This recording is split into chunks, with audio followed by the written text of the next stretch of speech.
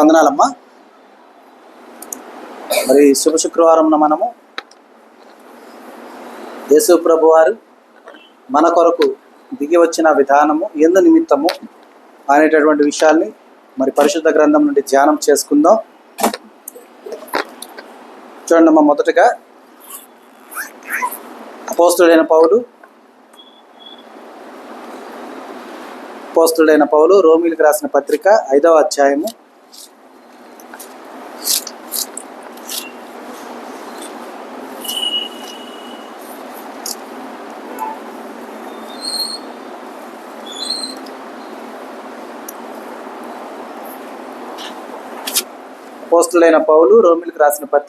5వ అధ్యాయం 12వ వచనం చూడండమ్మా.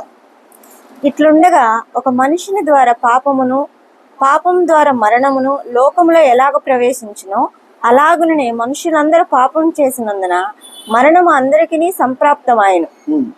ఇక్కడ మనం గమనించినట్లయితే ప్రభు అయిన యేసు క్రీస్తు వారు ఈ లోకానికి వచ్చింది ఎందుకంటే మానవాళి యొక్క రక్షణార్థమై వచ్చి ఉన్నారు. అంటే మానవాళి రక్షణార్థం అంటే ఏంటక్కడ అర్థం? మరణం నుండి తప్పించుట. అంటే ఎందుకంటే ఈ లోకంలో బాధాకరమైన విధానము అంటే నరుని యొక్క విధానంలో చూస్తే అత్యంత బాధాకరమైన విధానం ఏదైనా ఉంది అంటే కేవలం మరణమే. అర్థమైందా? ఆ మరణము దేనికి సాదృశ్యంగా ఉంటుంది అంటే ఈ లోకంలో ఆ నరుడు లేడు అని చూపించడానికి సాదృశ్యమై ఉన్నది. అంటే నిజస్వరూపమే అయి ఉన్నది. కానీ మరణము అనేది సంప్రాప్తం అన్న సంగతి మనందరికీ తెలిసినా కూడా మనం ఏం చేస్తూ ఉంటాం? మరణించిన వారిని తలుచుకొని బాధపడుతూ దుఃఖిస్తూ ఉంటాం. అయితే ఈ భూమి మీద మరణము నిత్యరాజ్యమందు నిత్య జీవమై ఉండగా అక్కడికి వెళ్ళాలని కదా మనకు ఆశ ఉండాలి. ఎందుకంటే అక్కడ ఏమి లేదు, మరణమే లేదు. అవునా కదమ్మా? ఇప్పుడు మన ఇంట ఉన్నటువంటి వారు ఉన్నారు, బంధువులు లేకపోతే బిడ్డలో లేకపోతే తల్లిదండ్రుల్లో లేకపోతే అంతకన్నా ముందున్నటువంటి వారు, ముందు తరాల వారు ఎవరో ఉన్నారు. వారందరినీ ఎక్కడ మనం సజీవంగా చూడగలుగుతాం? మహిమాదేహం కలిగిన వారుగా నిత్యరాజ్యం అందే కదా. అంతేగా ఈ లోకంలో చూడగలమా? తరతరాలు యుగాలు చూడగలమా? చూడలేం. కొద్ది రోజులు చూడగలం, ఆ తర్వాత చూడలేం. కానీ నిత్యరాజ్యానికి వారసత్వాన్ని పొందుకున్న వారై ఉంటే కనుక వారిని ఎప్పుడు ఎల్లవేళ్ళ చూడొచ్చా లేదా? ఎందుకంటే ఇక్కడ ఒక చిన్న విషయాన్ని మనం గమనిద్దాం. నిత్యరాజ్య వారసులైన వారు మహిమాదేహం కలిగి ఉంటారు. వారికి ఏ ఆనవాళ్ళు ఉండవు, ఏ రూపము ఉండదు అనేది ఎంతవరకు నిజం అంటారు? ఏ రూపము ఉండదు అంటానికి అనేవారు ఎంతమంది ఉన్నారు? చేతులు ఎత్తాలి. అసలు ఈ నరుడు ఈ భూమిని విడిచిన తర్వాత నిత్యరాజ్యానికి వెళ్తే అతనికి ఏ రూపం ఏ ఆకారము ఉండదు, అతని గుర్తుపట్టడానికి అవకాశం లేదు. మహిమాదేహం కలిగినా కూడా ఈ లోకంలో ఉన్న ఆనవాళ్ళు అతనికి ఏమి ఉండవు అనేటటువంటి వారు ఒకసారి చేతులు ఎత్తండి. పోయి ఉంటాయా? రూపురేఖలు ఉంటాయా? ఏదో ఒకటి కావాలి మనకి. అయితే లేదంటే అవును. ఏది చెప్పరు. సరే, మరి ఉంటాయి, ఎలా ఉంటాయి అనేదానికి ఒక నిదర్శనం మన పరిశుద్ధ గ్రంథం అందే ఉంది. ఎందుకంటే దరిద్రుడైనటువంటి లాజరు దేవదూతుల చేత కొనిపోబడ్డాడు. ధనవంతుడైనటువంటి వాడు ఏమైపోయాడు? పాతాళములకు వెళ్ళిపోయాడు. అవునా? అయినా కూడా ఇతడు పరలోకమందు అబ్రహాము రొమ్మున ఆనుకున్నటువంటి వాడు ఎవరిని గుర్తుపట్టాడు? దరిద్రుడైన లాజరుని గుర్తుపట్టాడా లేదా? గుర్తుపట్టాడు. అంటే మహిమాదేహం కలిగి ఉన్నను అక్కడ ఉన్నటువంటి ఆ ఆకారము, ఆ యొక్క రూపము ఇతడు నిత్యము చూసేవాడిదే అయి ఉన్నదని గుర్తుపట్టినట్ట కాదా? అవునా కదా? ఇప్పుడు చైనీసో జపనీసో ఉన్నారమ్మా, వారంతా ఒకలాగే ఉంటారు. ఓకేనా? వాళ్ళతో మనం సంవత్సరం సహవాసం చేసినా సరే ఒకే హైటు ఒకేలాగా ఉన్న వాళ్ళ పేర్లు మనం టకామని చెప్పగలుగుతామా? సరే, అక్కడ దాకొద్దు. మనకి ట్విన్స్ ఉన్నారు కదా, ట్విన్స్ని గుర్తుపట్టి గమక్కన అంటే ఒకవేళ దేహము ఒక్కొక్కరు బొద్దుగా ఉండి ఒక్కొక్కరు సన్నగా ఉండి వెంటనే గుర్తుపడతారు. అట్లా కాకుండా సమానంగా ఇద్దరు ఒకేలాగా రూపురేఖలతోనూ అలా ఉంటే గుర్తుపడతారా? వెంటనే గుర్తుపట్టలేరు కదా. అవునా కాక? కానీ ఒక చిన్న చిట్కా చెప్తా. ఈజీగా ఎలా గుర్తుపట్టచ్చు? ఇద్దరు ఒక చోట ఉన్నారు, మీకు ఇద్దరిలో ఒకళ్ళే అవసరం, అది ఎవరో మీకు అర్థం కాల, అప్పుడు మీరు వాళ్ళని పిలవాలంటే కష్టం కదా. ఇద్దరు ఉన్నారు, ఒకరికి చాక్లెటో బిస్కెటో ఇద్దాం అనుకున్నారు, ఒకరికి జలుబు ఇవ్వకూడదు. ఇప్పుడు జలుబు లేని వాడు పిలవాలి, జలుబు లేని వాడిని పిలవాలి. ఇద్దరు అక్కడే ఉన్నారు, ఇద్దరు పేరు పెట్టి పిలిస్తే ఇద్దరు చూస్తారు ఇటు తిరిగి. ఎవరొకరిని పిలిచినా చూస్తారా లేదా? ఇద్దరు. ఏమి ఇవ్వాలో చెప్పలేం కదా మనం. దానికని ఏం చేయొచ్చు, రెండో వాడు అరే నువ్వు చేసిన పని ఏందిరా అనగానే పక్కన వాడు చూపిస్తాడు ఈడే వాడని, వాడు చెప్పకపోయినా. అర్థమైందమ్మా? ఏ బి అని ఇద్దరు ఉన్నారనుకోండి, మనకు పేర్లు గుర్తులేదు, మనం బికి చాక్లెట్ ఇద్దాం అనుకున్నాం, ఏ అనేవాడు ఉన్నాడు, ఏని పంపించాలి అక్కడి నుంచి. చాక్లెట్ ఇస్తానంటే ఇద్దరు ఏమంటారు, నేనే బి అంటారు. అవునా? అలా కాకుండా మనం ఏ నువ్వు చేసిన పని ఏందిరా అన్నావు అనుకో, మీలో ఎవర్రా ఏ అంటే ఏం చేస్తారు? ఎవరు చూపిస్తారు?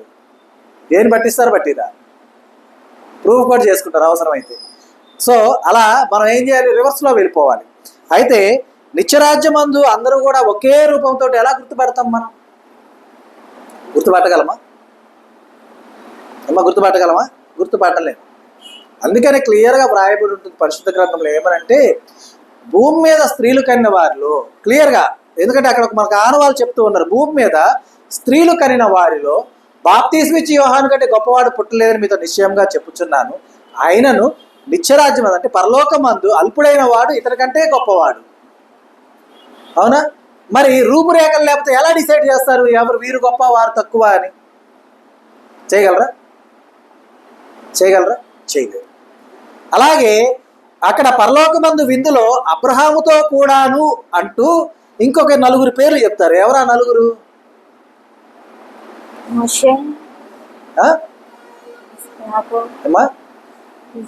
సరే, ఇది మీకు టాస్క్, పరిశుద్ధ గ్రంథంలో రాయబడి ఉంటుంది, చూడండి. ఆయనతో కూడా విందులో కూర్చుండిరి అని ఉంటది. ఓకేనా? వీరెవరో చూడండి. సో ఇక్కడ వీళ్ళు పలానా అని చెప్పాలంటే వాళ్ళ రూపురేఖలు ఉంటేనే చెప్తాం కదా, అవునా కాదా? అలాగే మనకు ఉన్న రూపురేఖల అనుసారము, ఆ రూపురేఖలను అనుసరించి వీరిని రక్షించాలి అన్న ఏంతో యేసయ్య ఈ లోకానికి వచ్చి ప్రతి ఒక్కరిని, అందుకనే మనం మొన్న ఆదివారం రోజున ధ్యానం చేసుకున్న లేఖనంలో మనం ఇంకనూ పాపులమై ఉండగా భక్తిహీనుల కొరకు అని ఉంది, క్రీస్తు ప్రాణం పెట్టాను. అవునా? అలాగే ఇట్లుండగా ఏమై ఉన్నది, ఈ రీతిగా ఉండగా అంటే దేవుడు ఆజ్ఞ ఇచ్చి ఉండగా ఒక మనుషుని ద్వారా పాపము ద్వారా మరణము. మరి నన్ను రక్షించాలనుకున్నాడు, నిన్ను రక్షించాలనుకున్నాడు, మనందరినీ రక్షించాలనుకున్నాడు. మరి ఎవరి వల్ల సాధ్యమవుతుంది అది? మరణము తప్పించిన ప్రభు అయిన యెహోవా వశమై ఉన్నది. అయితే ఏమా, నేరానికి తగు శిక్ష అనుభవించుట నరుని వశమై ఉందా లేదా?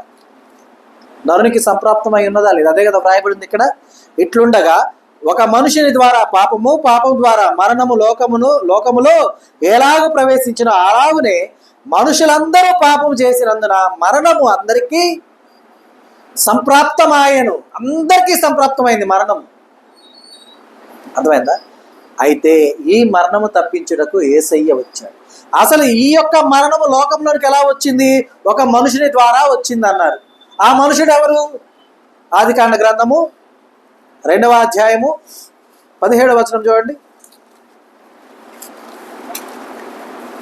అయితే మంచి చెడ్డలు తెలివినిచ్చు వృక్ష ఫలములను తినకూడదు, నీవు వాటిని తిను దినమున నిశ్చయముగా చచ్చెదవని నరుణ్ణి ఆజ్ఞాపించును.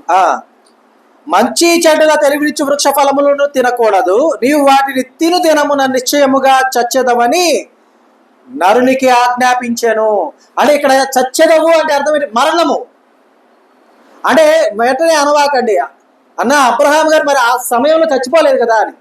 చచ్చిపోవటం అంటే ఇక్కడ దైవ భాషలో మరణము అంటే నిత్యరాజ్య వారసత్వాన్ని కోల్పోవుట.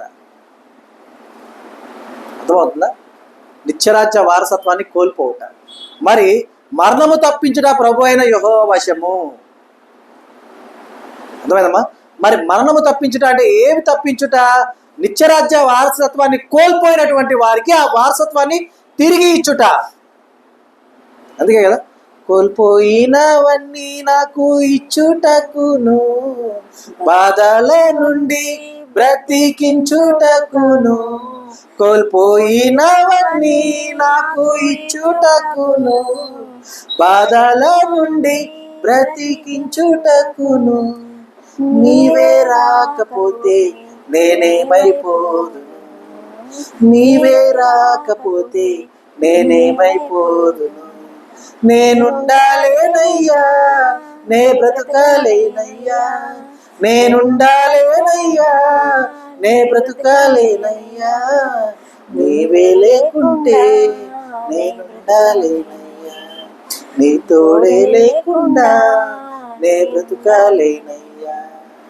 మరి ఆయన లేకుండా మనం ఉండలేము, ఆయన లేకుండా మనం బ్రతకలేము. కోల్పోయాం, నిత్యరాజ్యాన్ని కోల్పోయాం. ఆ పాట పాడంగానే వెంటనే ఇలా అనుకోవకండి, నా ఇంట్లో ఉన్న సిలిండర్ పోయింది, నా ఇంట్లో ఉన్న బంగారం పోయింది, నా ఇంట్లో ఉన్న డబ్బు పోయింది, ఇవన్నీ ఇవ్వడానికి యేసయ్య వచ్చాడు కాదు. నీ ఇంట్లో ఉన్న సమస్తము పోయినా నువ్వు సంపాదించుకునే శక్తి నీకు ఇస్తాడు దేవుడు, నువ్వు సంపాదించుకునే తెలివితేటలు నీకు ఇస్తాడు.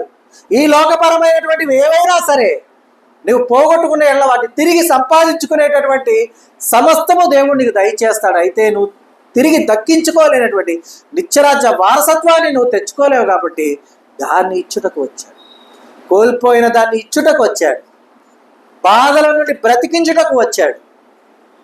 మరి ఆయన రాకుంటే ఈ గొప్ప రక్షణ మనకు ఎక్కడి నుంచి వచ్చేదమ్మా?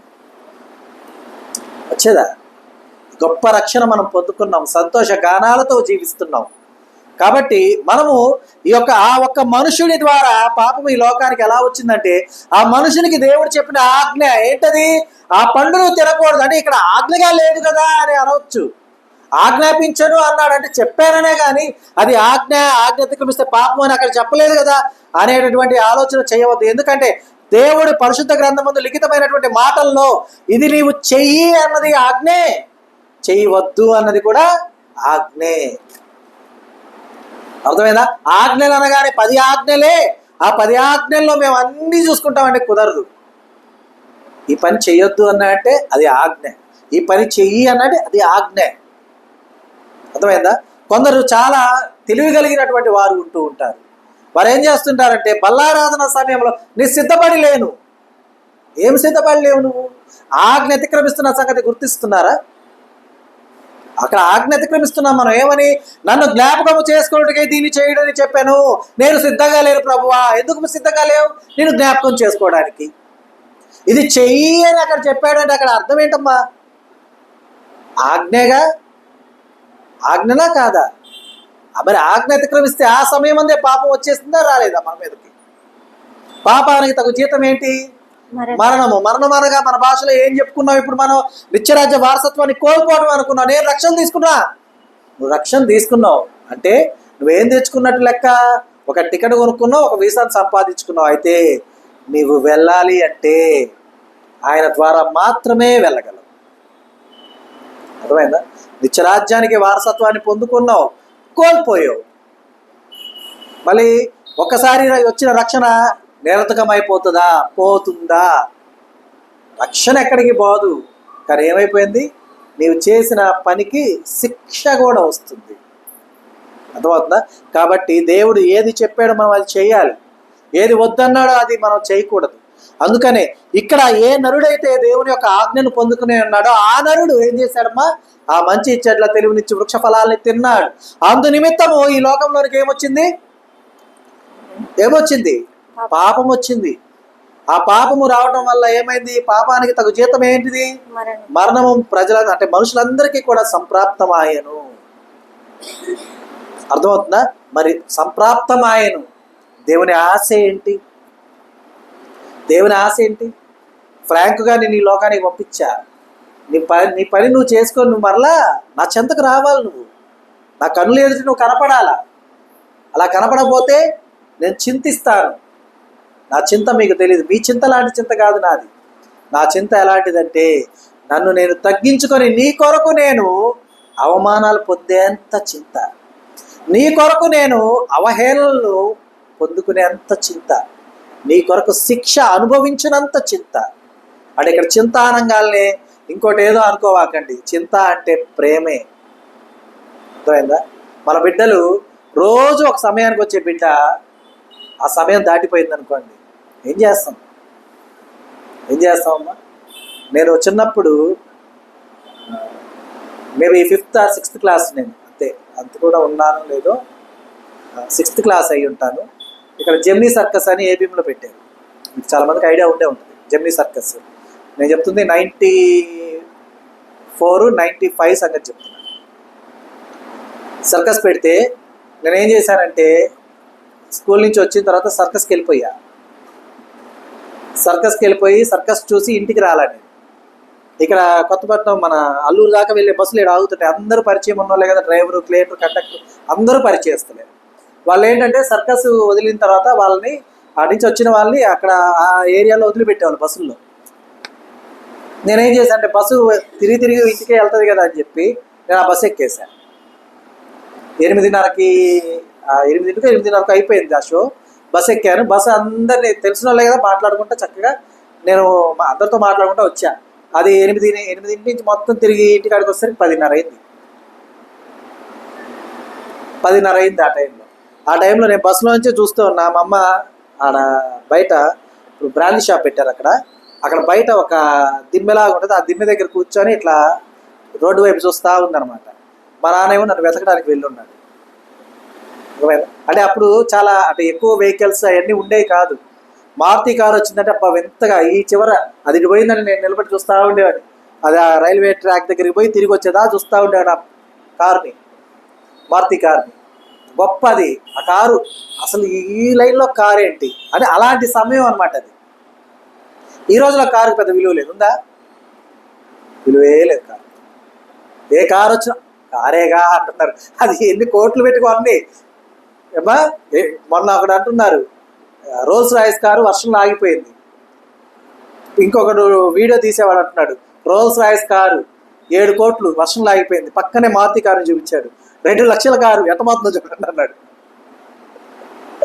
ఓకేనా? అంటే అలాంటి దానికి ఇప్పుడు విలువ లేదు. అయితే నేను చెప్పేది ఏంటంటే కొడుకు కనపడకపోయేసరికి ఆ తల్లి వేదన, ఆ తల్లి బాధ, ఆ తండ్రి వెతుకులాట ఈ లోకంలో కనపడగానే అమ్మయ్య అనే సంతోషం వస్తుంది.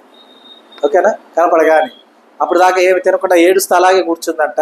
మా నాన్న నన్ను వెతుకుతూ ఉన్నాడు. సరే వచ్చేసరికి బస్సులో నేను దిగేసరికి వాళ్ళకి ఊపిరి వచ్చినంత పని అయిపోయింది. సరే నన్ను ఏమి అనలేదు, తినడం కానీ కొట్టడం కానీ అనలేదు. గమ్ముగా తీసుకెళ్ళిపోయి భోజనం అది పెట్టారు, నేను తిన్నాను, అంతా అయిపోయింది. అయితే ఒక చిన్న విషయాన్ని ఆలోచించండి. ఈ లోకంలో ఈ సమయానికి రాని బిడ్డ కొద్దిగా లేటుగా అయినా వస్తాడు. వచ్చాక ఇదే పరిస్థితి 2-3 సార్లు అయిందంటే తల్లిదండ్రులకు ఏమైపోద్ది? అలవాటు అయిపోద్దా? అలవాటు అవ్వదా?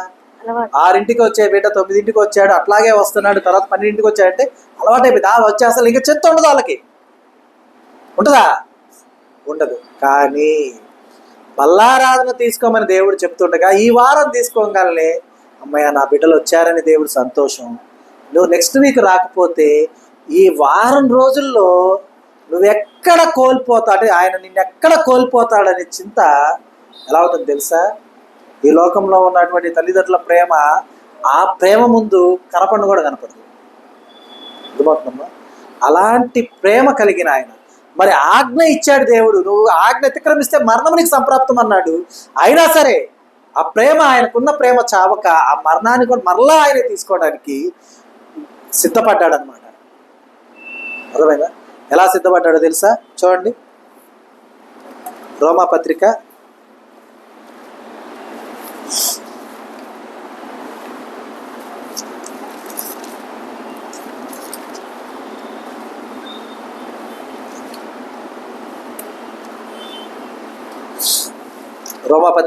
8వ అధ్యాయము 3-4 వచనాలు చూడండమ్మా. శరీరమును అనుసరింపక ఆత్మను అనుసరించి నడుచుకొను మన యందు ధర్మశాస్త్ర సంబంధమైన నీతి విధి నెరవేర్చబడవలనని పాప పరిహార నిమిత్తం దేవుడు తన సొంత కుమారుని పాప శరీర ఆకారముతో పంపి. చాలు, ఒక్క నిమిషం. దేని విషయమేమ్మా? చూడండి, ధర్మశాస్త్ర సంబంధమైన నీతి విధి నెరవేర్చబడవలనని పాప పరిహారము నిమిత్తము దేవుడు తన సొంత కుమారుని పాప శరీరాకారముతో పంపి. ఎందుకు పంపించాడు అంటే చూడండి, 68వ కీర్తన 20వ వచనం నేను చదువుతా చూడండి. ఎందుకు దేవుడు అలా చేశాడంటే, దేవుడు మా పక్షమున పూర్ణ రక్షణ కలుగజేయు దేవుడై ఉన్నాడు. ఎవరి పక్షమున? ఎవరి పక్షమున? మన పక్షమున. మనం ఎవరిని? పిల్లలు తల్లిదండ్రులు నేర్పిస్తుంటారు, నేను వర్షంలోకి పోతా వస్తా, వర్షంలో పోతా వస్తా అంటే అక్కడ అర్థం ఏంటంటే తడుస్తున్నారని, జలుబు చేస్తారని తల్లిదండ్రులు బాధపడతారు. వీడేమో అది ఆటగా తీసుకొని ఒక అడుగు అటేయను ఒక అడుగు ఇటేయను ఇట్లా చేస్తున్నాడు. అలాగే మనం కూడా పాపముతో మనం అట్లా దోబూచులు ఆడుతూ ఉండగా మన మీద ఆల్రెడీ సంప్రాప్తమైన పాపం మన నుండి తీసివేయటానికి మన పక్షమందు దేవుడు ఉన్నాడు. కాబట్టి ఏమని వ్రాయబడిందమ్మా? దేవుడు మా పక్షమున పూర్ణ రక్షణ కలుగజేయ దేవుడై ఉన్నాడు, మరణము తప్పించుట ప్రభు అయిన యెహోవా వశమై ఉన్నది. అందు నిమిత్తం ఏం చేశాడు? మనకు సంప్రాప్తమైన మరణము తీసివేయుటకు ఏం చేశాడమ్మా? పాప పరిహార నిమిత్తము దేవుడు తన సొంత కుమారుణ్ణి పాప శరీరాకారంతో పంపి ఆయన శరీరమందు పాపమునకు శిక్ష విధించను. పాపమునకు శిక్ష విధించను అంటే ఇక్కడ అర్థం మనం చేసుకోవాల్సింది, పాపానికి శిక్ష వేశాడు, ఇక నేను ఏం చేసినా అది పాపం కాదు. కాదు, పాపమునకు శిక్ష ఏంటి? పాపమునకు తగు జీతము మరణం. పాపమునకు తగు జీతం ఏంటి? మరణము. పాపమునకు శిక్ష అంటే ఆ పాపమునకు తగు జీతము మరణమై ఉండగా, ఆ మరణాన్ని శిక్ష అయి ఉండగా ఆ శిక్షని తన సొంత కుమారునికి విధించాడు. ఎవరి కోసం? మనంతా గర్వంగా చెప్పుకోవాలి, నా కోసం అంటే గర్వంగా చెప్పుకోవాలి, నా కోసం అన్నా చెప్పి రేపు ఎవరి కోసం అంటే మీకోసం నన్ను చూపించవాకండి, ఎవరికి వారం నా కోసం. అర్థమైందా? ఈ లేఖనాన్ని ఒక విధంగా చదువుతా చూడండమ్మా. నేను అంటే మనం అందరం అనుకుందాం, నేను శరీరమును అనుసరింపక ఆత్మను అనుసరించే నడుచుకొను మనయందు. అంటే మనం అలా ఉండటం కోసం మనకేముంది? ధర్మశాస్త్ర సంబంధమైన నీతి విధి ఉంది, ఆత్మను అనుసరించి నడుచుకోవటానికి. అయితే మనం అలా నడుచుకోవట్లే కదా, అలా నడుచుకోవట్లేదు. కాబట్టి ఇక్కడ దేవుడు ఏం చేస్తున్నాడు చూడండి, ధర్మశాస్త్ర సంబంధమైన నీతి విధి నెరవేర్చబడిన వలెనని నా యొక్క పాప పరిహారం నిమిత్తము దేవుడు తన సొంత కుమారుణ్ణి నా పాపమునకు పాప శరీరాకారముతో ఆయన్ని పంపి ఆయన శరీరమందు నా పాపమునకు తగు శిక్ష మరణమై ఉండగా ఆ మరణమును ఆయనకు విధించి నా మరణము ఏం చేశాడమ్మా? తప్పించెను. నా మరణము తప్పించెను. మరణము తప్పించిన ప్రభు అయిన యెహోవా వశము. ఆ మరణం ఎలా తప్పించాడు? నా నిమిత్తం. అంటే మనం అక్కడ చూసుకున్నాం, ఇస్సాక్ గారిని బలిపీఠం మీద పెట్టవలసి ఉండగా, ఆ యొక్క దహన బలిగా అర్పించవలసి ఉండగా అక్కడ ఆయన శరీరానికి మారుగా ఎవరి శరీరాన్ని పెట్టాడు దేవుడు? ఆ సమయంలో పొట్టేళ్ళని సిద్ధం చేశాడు. మనం ఎక్కడికి వెళ్ళాం అర్థం కాలేదా? ఆదికాండ గ్రంథంలోకి వెళ్ళాం, ఓకేనా? అక్కడ పొట్టేళ్ళు సిద్ధపరిచాడు. ఇక్కడ పొట్టేలు బదులు కొదమ సింహాన్ని పెట్టాడు. ఎవరి కోసం? ఎవరి కోసం? నా కోసం. నీ కోసం, మీకోసం అనమాకండి, నా కోసం. ఎవరికి వారం అనుకోవాల్సింది. నేను శరీరమును అనుసరింపకుండా ఆత్మను అనుసరించి నడుచుకోవాలని ధర్మశాస్త్ర సంబంధమైన నీతి విధిని నా ఎడల నెరవేర్చబడవాలని నా యందు మోపబడినటువంటి పాపమునకు పరిహారం నిమిత్తము దేవుడు తన సొంత కుమారుని పాప శరీరాకారంతో పంపి ఆయన శరీరమందు నా పాపమునకు శిక్ష విధించి పాపమునకు తగు జీతము మరణమై ఉండగా ఆ మరణాన్ని నా నుండి తప్పించి నా యేసయ్యకు ఇచ్చాను. అర్థమైందా? రొట్టె ద్రాక్షరసం మనం తీసుకోవటానికి అర్హత మనం ఎలా పొందుకుంటున్నామంటే, నిజంగా పరమందు దిగి వచ్చినటువంటి ఆ యొక్క గొప్ప శరీరము, ఆ రక్తము మనల్ని పరిశుద్ధపరచబడటానికి గడిచిన దినముల్లో మన మీద మోపబడినటువంటి పాప దోషాలు, ఎందుకంటే మనం తెలుసో తెలియకో చేసిన సమస్తమును ఒకడు ఆ సంచిలో వేసుకొని మన అన్ని తీసుకెళ్ళి ఆడేస్తాడు కదా. ఇదిగో ఈ ఫ్రాంక్ బాబుది వేస్తాడు కదా, మరలా ఆ పాపానికి శిక్ష. ఎందుకంటే పరిశుద్ధంగా బల్లారాధనలో పాలుపంపులు పొందాలి కదా మనం, అవునా కదా? పరిశుద్ధంగా బల్లారాధనలో ఆ యొక్క పాలుపంపులు మనం పొందటం కోసం నా మీద మోపబడినటువంటి ఆ నేర స్థాపనను మరలా తీసివేయడానికి మరలా శుక్రవారం నా కోసమైనా కార్చబడుచున్నటువంటి రక్తానికి నిదర్శనమును సాదృశ్యమును అయినటువంటి ఈ యొక్క శుభ శుక్రవారం ఉన్నది. కాబట్టి మనమంతా కూడా జ్ఞాపకం ఉంచుకోవాల్సింది ఏంటంటే ఈ గొప్ప విధానము దేనికి సాదృశ్యంగా ఉన్నది? నా రక్షణ. ఆదివారం ఆరాధన దేనికి? నా రక్షణ. శుక్రవార శిలువ ధ్యానం దేనికి? నా రక్షణ. నిత్యము ప్రార్థన దేనికి? నా రక్షణకు. పాటలతో ఆయన స్తుతించిన దేనికి? నా రక్షణకు. ప్రార్థనతో ఆయన విసిగించిన దేనికి? నా రక్షణ. అర్థమవుతుందా? కాబట్టి దేవుణ్ణి మనం శోధిస్తున్నాము, పరిశోధిస్తున్నాము అని మనం అనుకోవచ్చు, కానీ నిజానికి ఆయన ప్రేమ అపారమై ఉండగా ఆ ప్రేమ మన మీద ఎంతగా ఉందంటే తప్పిపోతున్న మనకు మార్గము మారి వెళ్తున్న మనకు మరలా ఆ మార్గాన్ని అలా గీస్తున్నాడు దేవుడు ఆయన మార్గంలోకి రావటానికి. చెప్పింది అర్థమైందా మీకు? చిన్న ఒక ఉదాహరణ చెప్తా. నీరు ఇట్లా వెళ్ళిపోతుందమ్మా. మనం ఒక టేబుల్ మీద ఎక్కడో నీళ్ళు ఒక చుక్క వేస్తే అది గీత గీస్తే గీతలోనే వెళ్తుంటాయి. కొద్ది నీళ్ళు ఆ పక్కకి వెళ్ళి, ఓకేనా? మరలా ఏం చేస్తాం మనం? దీనిలోకి వెనక్కి మళ్ళీ ఇచ్చుకుంటే అట్లా తీసుకొచ్చి ఇలా పెడతాం. అలాగే దేవుడు కూడా ఆయన మార్గము తప్పిపోయిన వారిని ఏం చేస్తున్నాడు అంటే మరలా ఆయనే మార్గమై ఆ మార్గాన్ని మరలా తీసుకొని ఆయన మార్గంలో కలపటానికి మనం అంటాం కదా, ఈ లోకాన్ని చూడాలి, ఈ లోకంలో అన్నింటినీ చూసి రావాలని. దేనికి? ఊరక ఈ ఎగ్జాంపుల్ ఎట్లా అంటే నా జీవితాన్ని తీసుకోండి. నేను 98లో బాప్తీసం తీసుకున్నాను. దేవుళ్ళు లేను. బాప్తీసం తీసుకొని దేవుని మార్గాన్ని మొదలుపెట్టా, పక్కదారిలోకి వెళ్ళిపోయి 15 ఏళ్ళు గడిచిన తర్వాత మరలా దేవుడు ఆ మార్గం అన్ని నా తిప్పుకొని వచ్చి మనకి ఏ రీతిగా అయితే హైవే చుట్టూ తిరిగి అట్లా మళ్ళీ మెయిన్ రోడ్లో కలుస్తుందో అలా దేవుడు తీసుకొచ్చి కలిపాడు. అయితే ఒక చిన్న ఆలోచన భయానకంగా ఉంటుంది. ఏంటిదంటే ఈ 15 ఏళ్ళు దేవుని చూడకుండా ఈ లోకాన్ని నేను విడిచుంటే, బాప్తీసం తీసుకున్నందుకు ఆయనకి ఎన్ని శిక్షలు పడతాయి నా కోసం? అవునా కదా? మరలా నేను బాప్తీసం తీసుకున్న తర్వాత ఒకవేళ పాతాళానికి పోయా అనుకో, నేనేం చేస్తాను? రక్షణ తీసుకుంటే నిత్యరాజ్యం అంటే మళ్ళీ నేనే దూషిస్తా. అవునా కదా? మరి అట్లాంటి వాళ్ళు ఎదుట ఎవరన్నా ఉండి ఆ యొక్క ఏదైనా గ్లాసుని కాలుతుంది అన్నారు, కళ్ళు లేవా అంటాం. అదే గ్లాసుని మనం కాలుతుంది అనే ఒక ఏడవడరా పెట్టిందంటాం కదా, అనమా? అలాంటి వారమే మనం. అయినా కూడా ప్రశస్తమైన రక్తముతో మనల్ని కడిగి పరిశుద్ధపరిచినటువంటి యేసయ్య ఆ రక్తాన్ని ఎక్కడి నుంచో తీసుకొచ్చి చిందించలా. ఏం చేశాడమ్మా? స్వరక్తాన్ని చిందించాడు. అర్థమవుతుందా? కాబట్టి మనం గుర్తుంచుకోవాలి. ఏ రీతిగా అంటే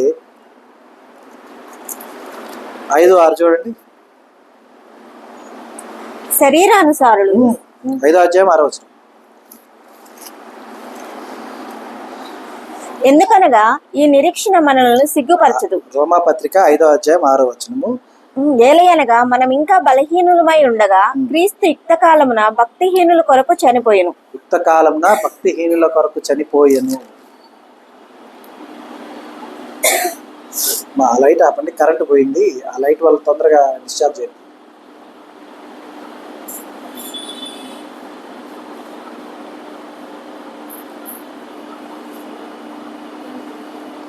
ఇక్కడెక్కడ ఉంటుంది అనుకుంటా. ఈ ఫ్లగ్ తీసేమో ఫ్యాన్ ఇది. సరే కూర్చోండిలే, ఉన్నంత వరకు ఉంటుందిలే, ఇలా కరెంట్ వస్తుంది, కూర్చోండి. కాబట్టి మనం గమనించాలి. అర్థమైందా? మనం ఇంకా బలహీనులమై ఉండగా క్రీస్తు యుక్త కాలమున భక్తిహీనుల కొరకు చనిపోయేను. ఇప్పుడు మనం భక్తి పరులమా భక్తిహీనులమా?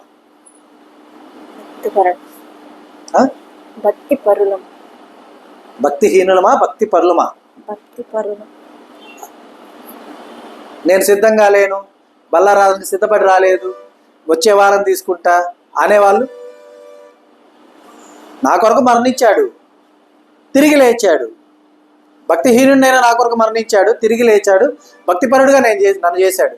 నేను బల్లారాధనలో పాలు పంపులు పొందను, నెక్స్ట్ వీక్ పొందుతాను, నేను సిద్ధపడి రాలేదు అన్నా అనుకోండి, నేను భక్తిహీనుడినా భక్తిపరుడినా? ఎవరినమ్మా? భక్తిహీనుడినే. గుర్తెరిగి కూడా నేను భక్తిహీనుడిని అయితే ఆ రక్షణ నా నిరర్థకమా కాదా? ఆయన చేసిన గొప్ప త్యాగానికి నేను విలువ ఇచ్చిన వాడినా, విలువ ఇవ్వని వాడినా? కాబట్టి ఆ విషయాల్ని మనమే స్వపరిశీలన చేసుకుంటూ దేవుళ్ళు ఎదుగుతూ ఫలించాలి. ఆయన కృపయందు మనము నిరీక్షణ కలిగిన వారమై ఉండగా మన కొరకు ఆయన చేసిన గొప్ప త్యాగాన్ని, శుభ శుక్రవారమున మన రక్షణార్థమైన ఆ గొప్ప త్యాగాన్ని మనం కొనియాడుచు దేవుని నామ మహిమార్థమైన జీవితాన్ని మనం జీవిస్తూ ఆయనకు సాక్షులుగా మనం ఈ లోకంలో ఉంటూ నిత్యరాజ్య వారసత్వాన్ని పొందుకొని మన యొక్క మహిమాదేహం కలిగిన వారమై మనము దేవుని యొక్క చెంత మనం ఆయన చింతను తీసివేసిన వారుగా మనం ఉండాలని ఆ గొప్ప కృపలో దేవుడు మనల్ని నింపి నడిపించే విధంగా మనము అనుదినము మనల్ని మనం స్వపరిశీలన చేసుకున్నట్టుకు చాలిన జ్ఞానంతో దేవుడు మనల్ని నింపునుగాక. ఆమెన్. ఆమెన్. ఈ దినము దేవుడు మనకు అనుగ్రహించిన తన సత్యవాక్కును బట్టి దేవునికి కృతజ్ఞతాస్తుతులు చెల్లిస్తున్నాను. దేవుడు తన వాక్యమును దీవించునుగాక. ఆమెన్. అందరికీ వందనాలమ్మా.